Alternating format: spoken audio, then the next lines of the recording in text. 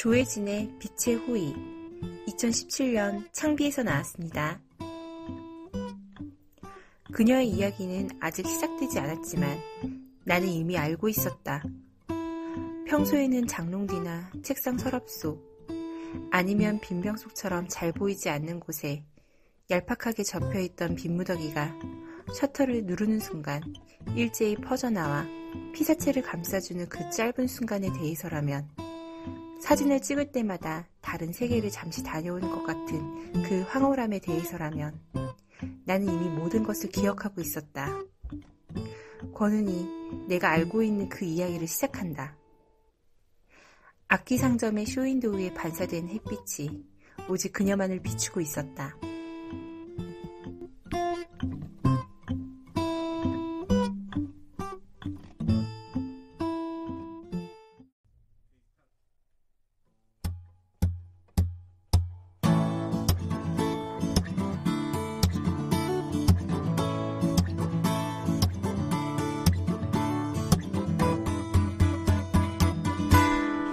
천방지축 문화청년들의 책수다. 이제 시작합니다.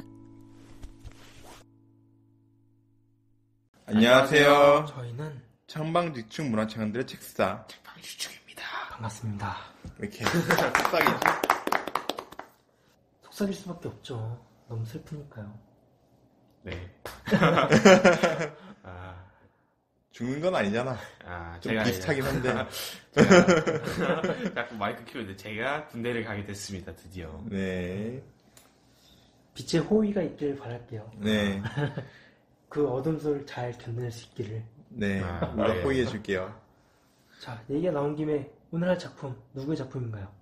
조혜진 작가의 빛의 호의라는 작품을 하게 됐고요.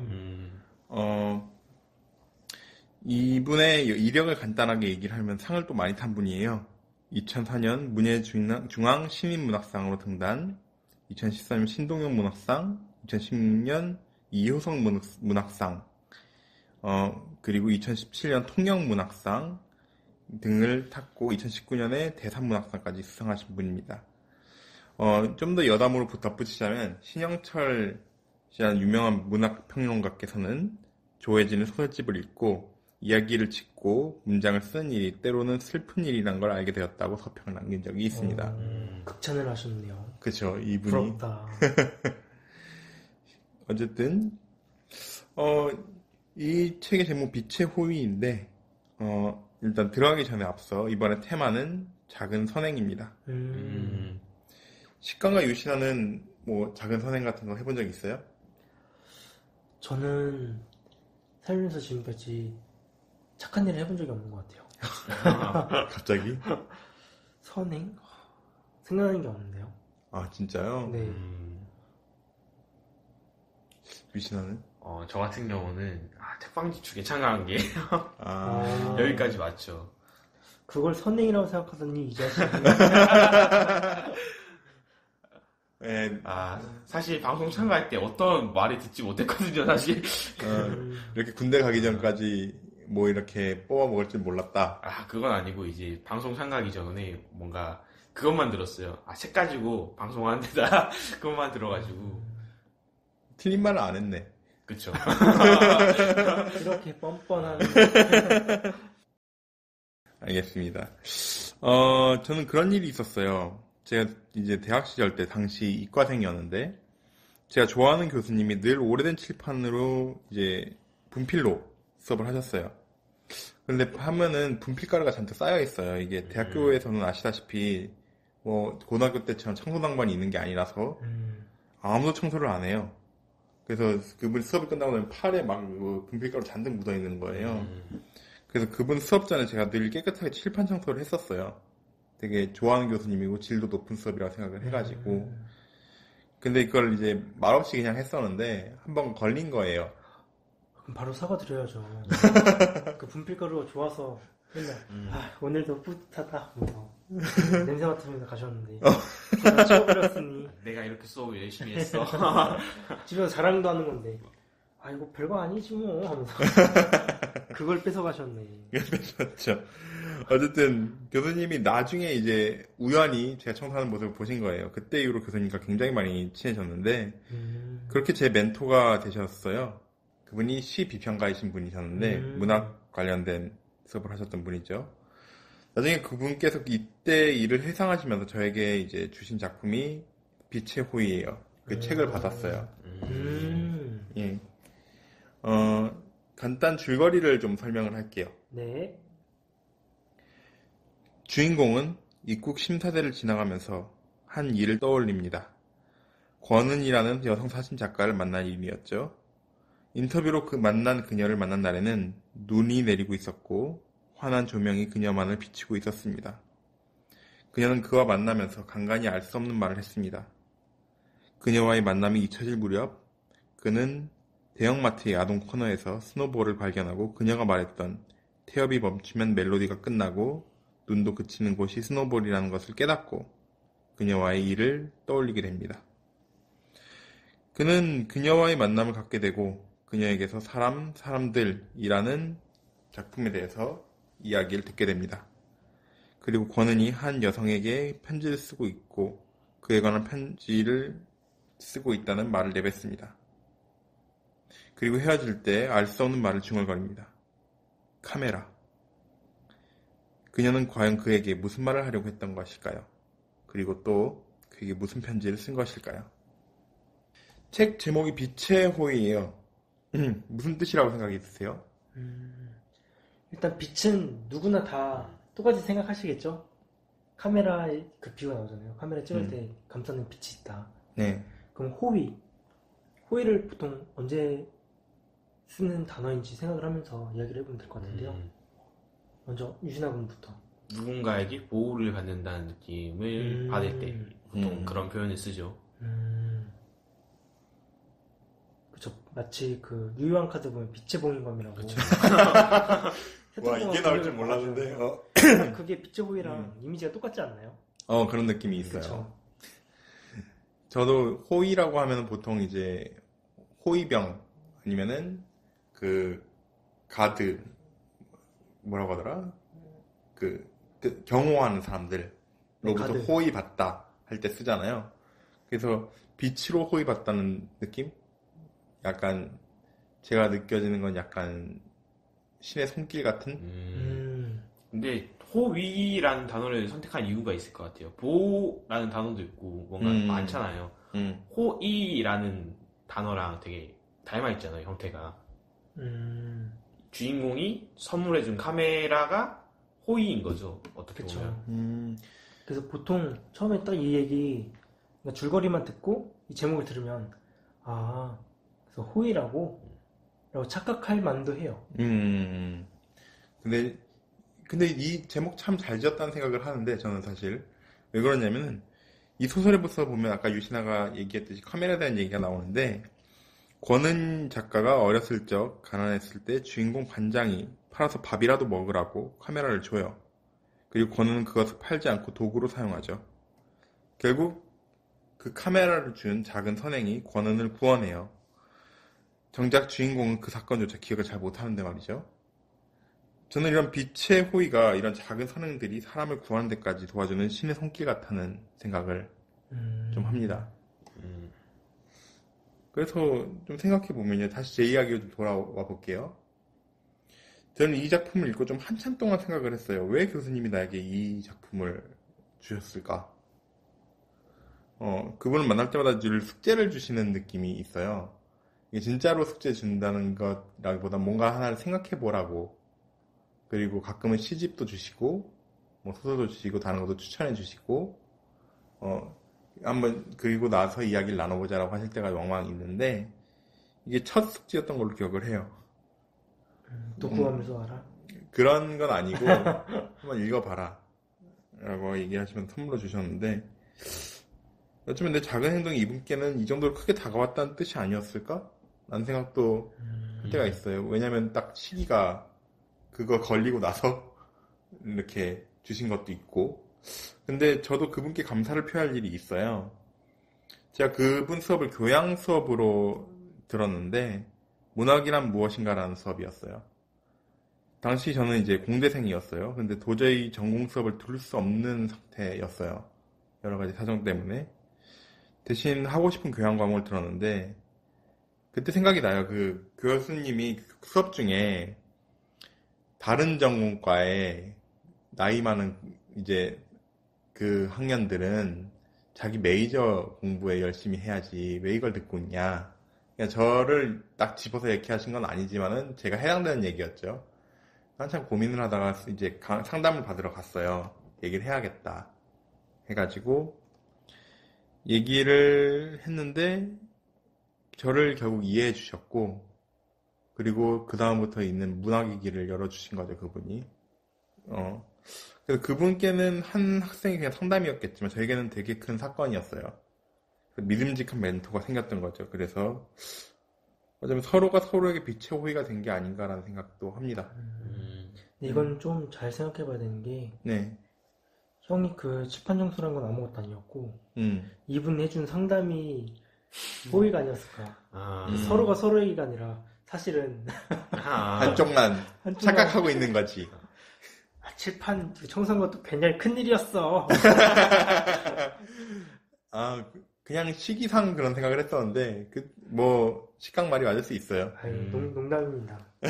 형이 걸리려고 왜 이렇게 교수님 안 오시지? 공부를 다시 갈고 한번 걸려야 되는데 이러면서.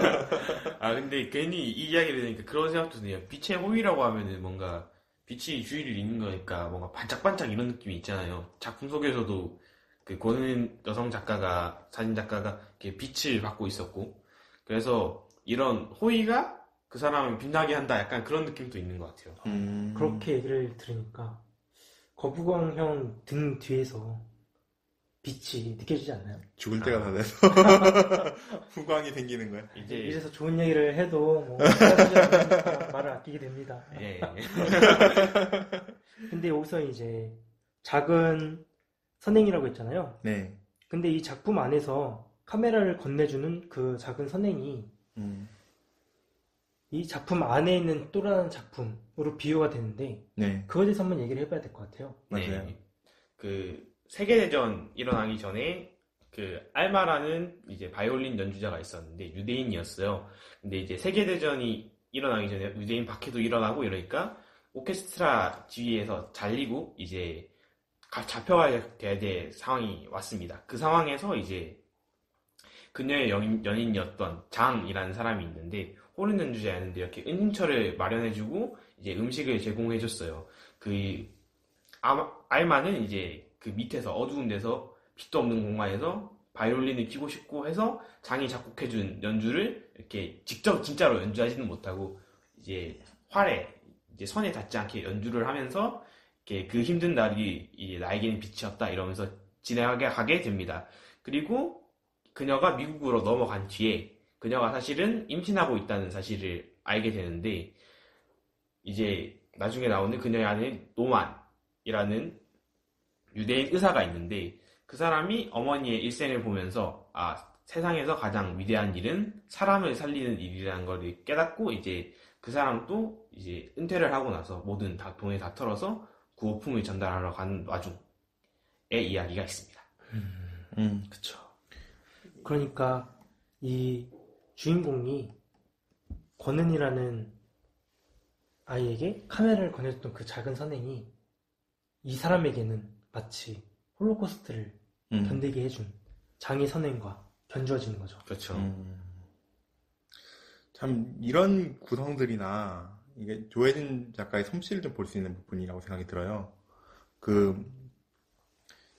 더 큰 이야기를 하는데 큰 이야기를 그대로 이렇게 내놓는 게 아니고, 그거를 빗대어서 다른 이야기도 같이 이제 하면서 다양한 변주가 일어나게 만들어주는, 이게 참 재밌게 읽게 만들었던 요인인 것 같아요.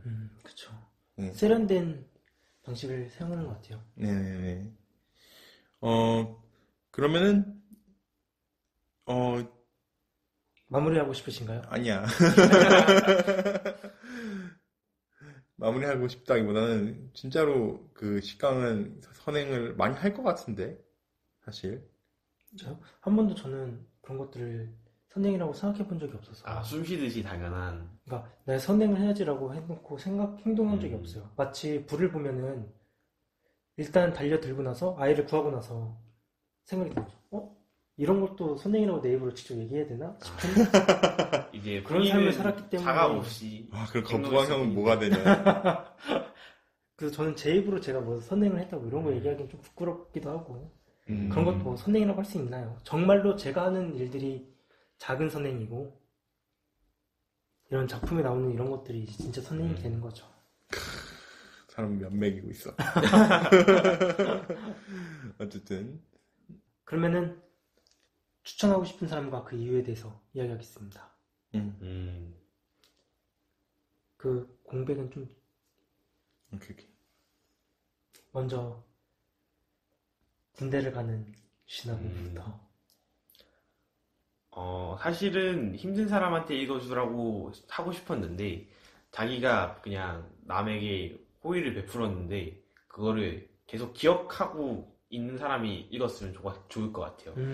계속 신경은 쓰는데 이거를 읽으면 괜히 뭔가 홀가분해질 것 같은 느낌이 있을 것 같아요. 내가 굳이 신경을 안 써줘도 저 사람에게는 큰 도움이 됐겠구나 하는 마음으로 그냥 이 책을 보고 생각했으면 좋겠다라는 생각이 있어서 그런 사람들이 읽었으면 좋겠습니다. 저는 내가 뭐 해봤자 뭐 바뀌겠어? 라고 생각하시는 분들, 그런 작은 선행이 내 입장에서는 별거 아닐 수도 있지만 받는 입장에서는 정말 큰 것일 수도 있다. 그런 걸 좀 알았으면 좋겠어요. 거봉환 저는요, 사실 여러분한테 좀 주고 싶었던 얘기 있는데, 그게, 제 교수님이 너무 멋있다는 생각을 했거든요. 그러니까, 왜냐면 고마운데, 그걸로 말을 하기보다는, 이거 봐 하면서 쭉 줬는데, 그 내용이 고맙다는 내용이면은, 와, 너무 멋있어. 이런 생각이 들어서, 저도 여러분들께 참 고마워요. 실제로. 아니, 그런 말 하지 마세요. 책으로 할게. 책으로 주세요. 책 값 좀 보고. 저희도 각 한 권씩. 어쨌든, 아니, 생각해보니까 각 한 권씩 아니라 2권씩 줘야겠네요. 왜냐면 저희도 감사를 표해야 될 사람이 있을 거 아니에요. 욕심 많은 친구입니다. 군대 가기 전에 뽕을 뽑아보겠다. 뽕을 뽑아 먹어야죠. 저는 삼국지 정관 세트처럼 내가 이번에 뭘 받으면 좋을까? 열곡지를 받아볼까? 13권짜리 열곡지 세트? 알겠습니다. 네. 그러면, 곰팡이 점수. 누가 먼저 해볼까요? 군대를 가는 유신학은 먼저? 네, 저 먼저 하도록 하겠습니다. 저는 작품에서 12점 주고 싶어요. 이유는요? 분명 내용도 좋았고 그 작은 선행이 그 사람에게 크게 된다 이런 구성도 좋았는데 왠지 모르게 결말에 대한 아쉬움이 있는 것과 그리고 안에 있는 이야기가 사실은 너무 크게 보였다에 대한 아쉬움이 있어서 12점입니다. 저는 23점 주겠습니다. 왜냐면 이제 이거는 작가의 특징이라고 할 수 있는데 일단 그 작품직을 보면 대부분의 작품들이 다 해외를 배경으로 하잖아요. 그것도 있고 이제 아무래도 여성 작가가 남성 화자를 내세우면 나오는 좀 특징이기도 한데 이게 남자 맞나? 남성 화자라는 느낌 전혀 없죠. 굉장히 여성스럽고 헷갈릴 정도였어요. 그쵸. 사실요. 네. 그래서 굳이 그럼 왜 남자로 했을까? 그냥 여성으로 해도 더 자연스러웠을 것 같은데 그런 아쉬움? 그래서 저는 23점 줬습니다. 작품 좋았어요. 저는 좀 낮는데 9점입니다. 이유는요? 사실 따뜻한 이야기를 따뜻하게 풀어내는 것만큼 진부한 이야기가 없는데 사실 상당히 잘 얘기했어요. 그 점에서 큰 점을 주고 싶어요. 그러니까 그 유신화군이나 아니면 식강이 시작했던 부분도 인정을 안 하는 건 아닌데 그래도 너무 좋았다. 나는 이거 좀 사연이 있지 않습니까? 저에게도 나름대로. 그래서 더 좋은 것 같아요. 저한테는. 그래서 작품으로 보지 못하고 외부적인 것까지 끌고 와서 평가를 흐렸다? 아니 근데 제 입장에서는 교수님 주셨는데 별로던데요? 라고 얘기하고. 아, 그것도 그렇죠. 아, 주위의 눈치를 보면서 이제 9점을 주신. 아, 근데 실제로 좋았어요. 네. 네. 그만큼 알겠습니다. 좋았습니다. 그럼 예. 종합 15%. 네. 괜찮은, 맞아요. 높은 점수예요. 네. 굉장히 좋은 작품이고, 한 번쯤 읽어볼 만한 작품입니다. 왜냐면, 많은 그 수상 내역이 증명해주듯 잘 쓴 작품이거든요. 맞아요. 맞아요. 그러면은 35회의 조혜진의 빛의 호의 여기서 마무리를 하겠고요. 지금까지 작은 MC 식강 군대 가는 막내 유신아. 빛의 호위병 메인 PD 거부감이었습니다.